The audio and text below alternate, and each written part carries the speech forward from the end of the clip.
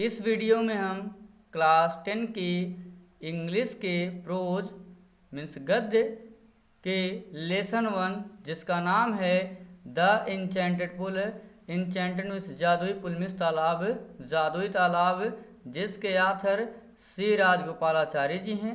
श्री राजगोपालाचारी का पूरा नाम शिष्य चक्रवर्ती राजगोपालाचारी जी हैं को हम शुरू करेंगे। सबसे पहले हम जादुई तालाब के बारे में जो कहानी उसे जान लेते हैं। तो वेद व्यास जिन्होंने महाभारत ग्रंथ की रचना की, यह एक अपने में बहुत बड़ा ग्रंथ है। उस महाभारत ग्रंथ से ही इस कहानी को चक्रवर्ती राजगोपालाचारी जी ने लिया है। महाभारत में बहुत लंबी कहानी है, लेकिन जहाँ से ये कहानी चक्रवर्ती राजगोपालाचारी जी ने लिया है हम आपको वहीं की कहानी बताते हैं। तो हस्तिनापुर एक राज्य था। हस्तिनापुर राज्य के राजा पांडु थे और राजा पांडु की 2 पत्नियां थी। एक पत्नी का नाम कुंती था और दूसरी पत्नी का नाम माद्री था। जो कुंती थी, कुंती बड़ी थी और कुंती को 3 पुत्र पैदा हुए। सबसे बड़े पुत्र का नाम युधिष्ठिर था, जिनको धर्मराज के नाम से भी जाना जाता है, क्योंकि वे जो है धर्म की रक्षा करने में सबसे ज़्यादा अग्रसर रहते थे। और युधिष्ठिर बहुत ही बुद्धिमान थे, उनसे वे बहुत सत्यवादी भी थे। वे अपने पूरे जीवन काल में झूठ बोलने से बचना चाहते थे, अर्थात बहुत ही कठिनाई आने पर ही वे झूठ बोलते थे। वे बहुत ही सत्यवादी थे। और जो दूसरा पुत्र थे कुंती के, उनका नाम था भीम।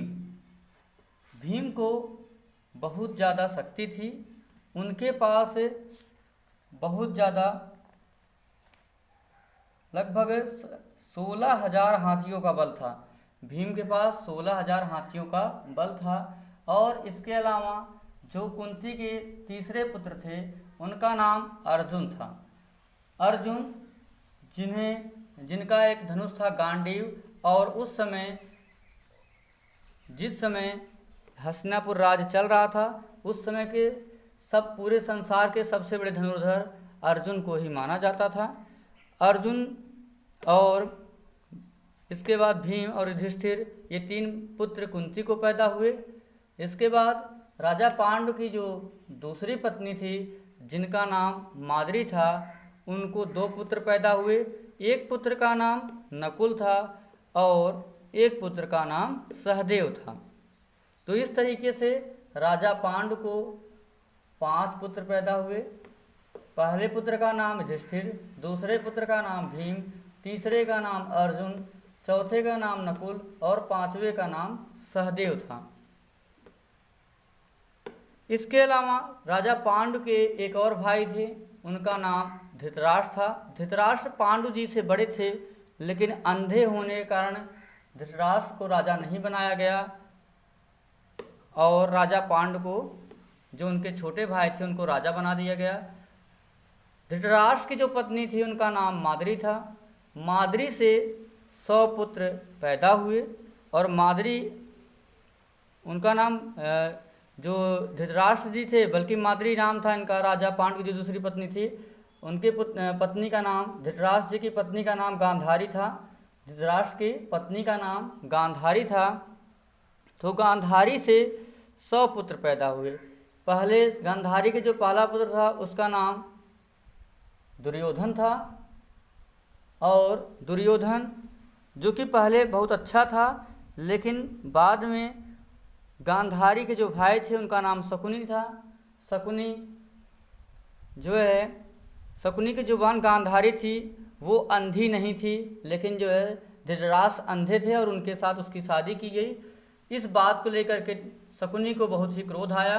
उसने कहा कि मैं जो है इनका पूरा विनाश कर दूंगा, अर्थात जितने भी हस्तिनापुर के राजा महाराजा हैं मैं सबके जीवन को बर्बाद कर दूंगा, क्योंकि उन्होंने ज़बरदस्ती जो है मेरी बहन की शादी अंधे व्यक्ति से करा दी है।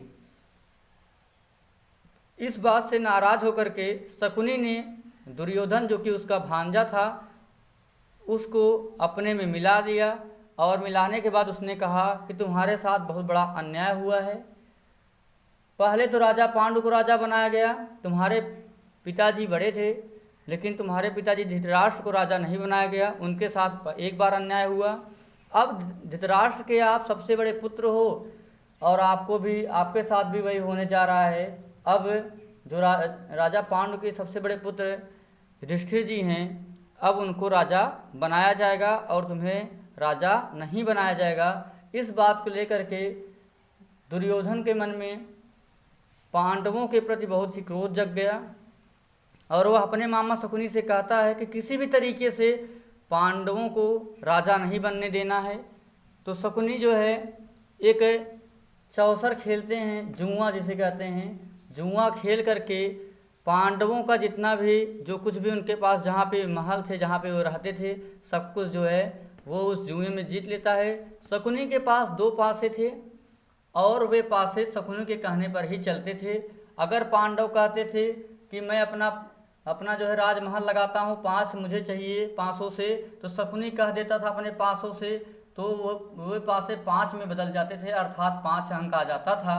इस तरीके से जुआ खेलते खेलते पांडवों ने खुद अपने को दांव लगा दिया, और इसके अलावा जो है युधिष्ठिर जो कि पांडवों के बड़े भाई थे, युधिष्ठिर जी ने स्वयं अपनी धर्मपत्नी अर्थात द्रौपदी को भी दांव पे लगा दिया, और शकुनी के जो पासे थे वो उसके कहने पे चलते थे। तो उन पासों के द्वारा जो है शकुनी ने द्रौपदी को भी जीत लिया, और जीतने के बाद फिर इनको जो है पांडवों के पास कुछ बचा नहीं, तो पांडवों ने विनती किया कि आप हमें कुछ मत दीजिए, केवल हमें रहने के लिए 5 गांव दे दीजिए, हम जो है आपसे कुछ नहीं लेंगे, केवल 5 गांव हमें चाहिए। और जो हस्तिनापुर राज्य था वह चक्रवर्ती राजाओं का था, हस्तिनापुर राज्य चक्रवर्ती राजाओं का था, अर्थात उनके पूरे संसार पर जो है शासन था। तो इतने बड़े संसार में से केवल पांडव 5 गांव मांग रहे थे, वो भी अपना केवल जीवन जीने के लिए। लेकिन जो है शकुनी ने कहा नहीं, इनको 5 गांव नहीं देना है, नहीं तो बाद में ये पूरा जो है ये ताकतवर हैं और फिर से अपने साम्राज्य को जीत लेंगे, ऐसा उसने कह दिया। इसके बाद जो है दुर्योधन ने कहा कि पांडवों को लगभग 14 वर्ष के अज्ञातवास पे जाना होगा, और 14 या 12 वर्ष के उन्हें अज्ञातवास पर जो है उन्होंने भेज दिया कि इसके बाद जब वे अज्ञातवास को पूरा करके आएंगे, जंगल में अपना जीवन बिता के आएंगे, तब फिर हम उन्हें उनका राज्य वापस कर देंगे, या तो उन्हें 5 गांव दे देंगे। इस तरीके से पांडव जो है 12 वर्ष के अज्ञातवास पर चले गए। अब पांडव जो कि एक राजकुमार थे, राजा के घर से थे, जंगल में उन्हें अनेक प्रकार के कष्ट झेलने पड़े। दुर्योधन ने ही एक बार लकड़ी का घर बनवाया था जिसका नाम लाक्षागृह था, उसमें जो है पांडवों को रुकने के लिए कहा था, और जब पांडव राज्य से गए वहाँ पे रुके तो उसने जो है बाहर से उस महल में आग लगवा दी, गेट बंद करवा करके, दरवाजे सब बंद करवा के उसने आग लगवा दिया। लेकिन जो उस लाक्षागृह को बनाने वाले मजदूर थे वे पांडवों से प्रेम करते थे, और उन्होंने लाक्षागृह के अंदर एक सुरंग बनाई थी जो कि बाहर निकलने का रास्ता था। तो पांडव वहाँ लाक्षागृह से बच करके निकल गए। इसी तरीके से पांडवों को अनेक जो है कष्ट झेलना पड़ा। उसी में एक कष्ट आया कि एक बार जो है पांडव एक तालाब के पास से पानी पीने के लिए प्यासे हो जाते हैं, तो बगल में ही तालाब रहता है जंगल में, वे तालाब में पानी पीने जाना चाहते हैं। तो जब प्यास लगती है तो सबसे जो छोटे भाई थे उनको भेजा जाता है कि जाओ आप पानी लेकर के आओ। तो वे पानी लेने जाते हैं और इतने ज़्यादा प्यासे होते हैं कि पानी उन्हें तुरंत मिल जाए, तुरंत पी लें, पहले सोचते हैं कि अपनी प्यास बुझा लें, तब जो है पानी लेकर के चलते हैं, क्योंकि इतनी ज़्यादा प्यास थी कि उनको प्यास के कारण चलने की हिम्मत भी नहीं थी। इस तरीके से और जो तालाब था उसको रखवाली करने वाले यक्ष थे। यक्ष जो है जो कि यमराज के नाम से जाने जाते हैं, वे यमराज हैं। उन्होंने यक्ष का रूप धारण किया था। वे चाहते थे कि यहीं पे जो है इसी अज्ञातवास में ही हम युधिष्ठिर की परीक्षा लेंगे कि युधिष्ठिर जो है कितने बड़े सत्यवादी हैं। यही सोच करके वे यक्ष का रूप धारण करके आए थे और उस तालाब को अपना बता रहे थे। वे जो भी इन पांचों पांडवों में से सबसे पहले जो छोटे भाई है उनसे भी कहा कि आप जो है सबसे पहले मेरे प्रश्नों का उत्तर दो, यह तालाब मेरा है। इसके बाद जो है प्रश्नों का उत्तर देने के बाद आप अपनी प्यास को बुझा सकते हो। तो जो छोटे सबसे गए थे उन्होंने कहा नहीं, मैं पानी पी के तब आपके प्रश्नों का उत्तर दूंगा। तो जैसे ही उस छोटे भाई ने पानी पिया, पांडवों के सबसे छोटे भाई सहदेव ने, वे तुरंत ही मूर्छित हो गए। इसके बाद नकुल भी आते हैं, वे भी पानी को जो है पीना चाहते हैं। फिर से ऐसे प्रश्न पूछते हैं। यक्ष कहते हैं कि पहले आप मेरे प्रश्नों का उत्तर दो, इसके बाद तब तुम अपनी प्यास को बुझा सकते हो। इस तरीके से वे भी जो है प्रश्नों का उत्तर दिए बिना पानी पीना चाहते हैं और वे भी मूर्छित हो जाते हैं। भीम के साथ भी यही हुआ और अर्जुन के साथ भी यही हुआ। इस तरीके से पांडव के 4 भाई जो है, पांडव इन्होंने इसलिए कहा क्योंकि ये 5 भाई थे और पांडु राजा पांडु के लड़के थे, इसलिए इन्हें पांडव कहा जाता था। तो जो पांडवों में 4 भाई थे उनमें से 4 भाई जो है 4 भाई मूर्छित हो गए और केवल एक भाई बचे, कौन? युधिष्ठिर। तो युधिष्ठिर जी अब जाते हैं क्योंकि वे बहुत समझदार हैं। तो उन्होंने यक्ष की बातों को सुना क्योंकि यक्ष ने जो है चेतावनी दिया कि तुम्हारे 4 भाई जो है मूर्छित हो चुके हैं, मर चुके हैं। अब अगर तुम मेरे प्रश्नों का उत्तर नहीं दोगे, अब वैसे ही पानी पियोगे, तुम्हारी भी यही दशा होगी। तो युधिष्ठिर जो है बिना पानी पिए रुक जाते हैं और वे कहते हैं कि अपने प्रश्नों को पूछिए। बहुत दुखी होकर के अपने भाइयों को देखते हैं। उनके भाई जो है एक ध्वजदंड की भांति पड़े थे। बहुत ही जो है उनको कष्ट हुआ कि ऐसा कौन शक्तिशाली होगा जो हमें मार सकता है, इनको मार सकता है। तो फिर जब आवाज़ आती है तो वो समझ जाते हैं कि ये जो है यमराज की ही आवाज़ है और यक्ष उनसे जो है प्रश्नों को कहते हैं कि प्रश्न हम पूछेंगे, आप प्रश्नों का उत्तर दीजिए और नहीं तो तब इसके बाद पानी को आप ग्रहण कीजिए, नहीं तो आपकी भी जो है मृत्यु इसी तरीके से हो जाएगी। तो युधिष्ठिर जी जो है उनकी बातों को मान जाते हैं और कहते हैं कि आप अपने प्रश्नों को पूछिए। तो ये युधिष्ठिर जो है जितना भी प्रश्न यक्ष करते हैं, यक्ष के सभी प्रश्नों का वे उत्तर देते हैं और अंत में जो है वे बहुत खुश हो जाते हैं और उनके जो है सबसे जो माद्री के लड़के थे उनको जिंदा कर देते हैं। क्योंकि वे कहते हैं कि उन्होंने पूछा, यक्ष ने पूछा कि आखिरकार आपने ऐसा क्यों किया, आपने क्यों जो है माद्री के लड़के को चुना।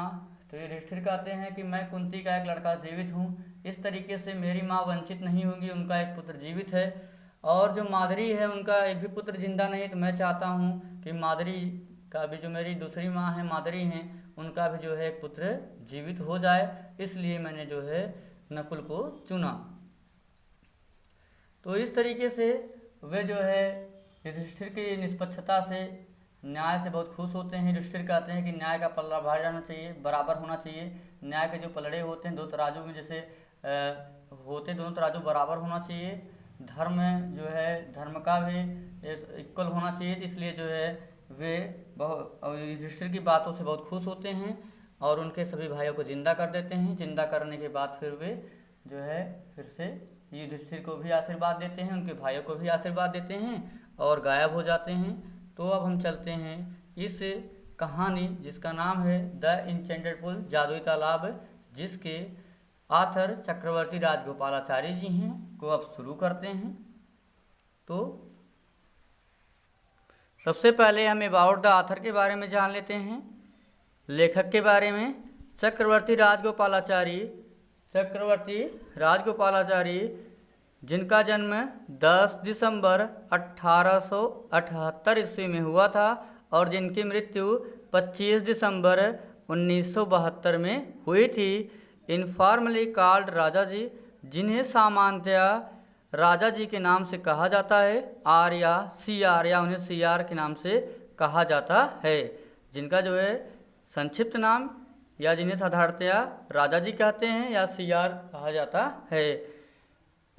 सी से चक्रवर्ती और आर से राजा जी, जिनका संक्षिप्त क्या है, सी आर है, या जिनको सामान्यतः सी आर कहा जाता था। वाज एन इंडियन लायर, वे जो है एक भारतीय वकील थे। इंडियन मीन्स भारतीय, लायर मीन्स होता है वकील। वे भारतीय वकील थे। फ्रीडम फाइटर, फ्रीडम मीन्स स्वतंत्रता संग्राम सेनानी, फ्रीडम फाइटर मीन्स स्वतंत्रता संग्राम सेनानी। तो पॉलिटिशियन, राजनीतिज्ञ एंड राइटर और लेखक। चक्रवर्ती राजगोपालाचारी इनफॉर्मली कॉल्ड राजा जी, जिन्हें सामान्यतया राजा जी कहा जाता है, RCR या जिन्हें CR के नाम से भी जाना जाता है। वाज एन इंडियन लॉयर, वे एक भारतीय वकील थे। फ्रीडम फाइटर, स्वतंत्रता संग्राम सेनानी थे। पॉलिटिशियन, राजनीतिज्ञ थे। एंड राइटर और लेखक थे। He was the founder of Swatantra party, वे स्वतंत्र पार्टी के फाउंडर में संस्थापक थे। He was the first man, वे पहले व्यक्ति थे to receive India's highest civilian award, जिन्होंने प्राप्त किया इंडियाज, भारत के हाईएस्ट सर्वोच्च सिविलियन अवार्ड में नागरिक सम्मान को, द भारत रत्न, जिसका नाम है द भारत रत्न।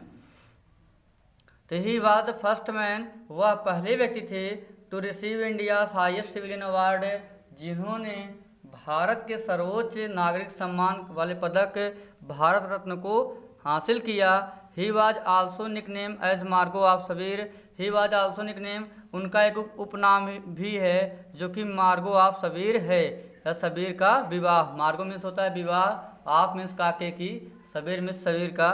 तो ही वाज आल्सो निकनेम, उनका उपनाम भी है मार्गो ऑफ सबीर। He wrote an abridged retelling of Mahabharata in English, he wrote, उन्होंने लिखा, ऑन एवरेज रिटेलिंग, संक्षिप्त रिटेलिंग में रूपांतरण, उन्होंने संक्षिप्त रूपांतरण लिखा ऑफ महाभारत का इन इंग्लिश में, अंग्रेजी में। उन्होंने अंग्रेजी में महाभारत का संक्षिप्त रूपांतरण लिखा। ही वॉज डीपली रिलीजियस, वह बहुत ही धार्मिक थे। रिलीजियस मीन्स होता है धार्मिक, वह बहुत, डीपली मीन्स बहुत ज़्यादा धार्मिक थे। एंड ए पीएस पर्सन, एक पवित्र व्यक्ति थे। And follower of Vedas and Upanishad, और वे वेदों और उपनिषदों के फॉलोअर मीन्स अनुयायी थे। फिर से यहाँ से देख लेते हैं चक्रवर्ती राजगोपालाचारी, जिनका जन्म 10 दिसंबर 1878 को हुआ था और जिनकी मृत्यु 25 दिसंबर 1972 को हुई थी। इनफॉर्मली कॉल्ड राजा जी RCR, जिन्हें सामान्यतः राजा जी या CR के नाम से बुलाया जाता है। वाज एन इंडियन लॉयर, वे एक भारतीय वकील। फ्रीडम फाइटर, स्वतंत्रता संग्राम सेनानी। पॉलिटिशियन, राजनीतिज्ञ एंड राइटर और लेखक थे। He was the founder of Swatantra party, वह स्वतंत्र पार्टी के संस्थापक थे। ही वाज फर्स्ट मैन, वह पहले